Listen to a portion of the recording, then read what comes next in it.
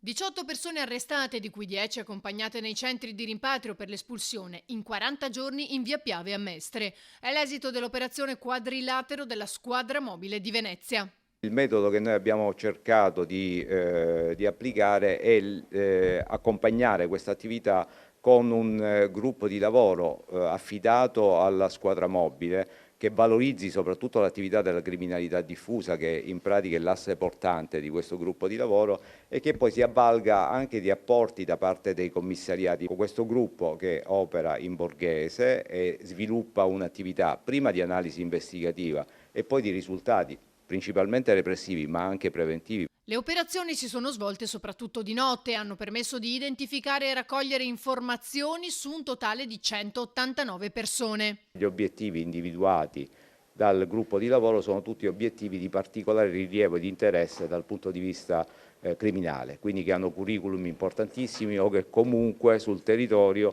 hanno determinato un'alterazione importante, quindi hanno fatto azioni particolarmente eclatanti. Su quelli si è sviluppato questo lavoro. Bonaccorso ha anche incontrato in via Piave uno dei comitati che ha apprezzato questa attività che, ha ribadito il questore, non è risolutiva ma va proseguita.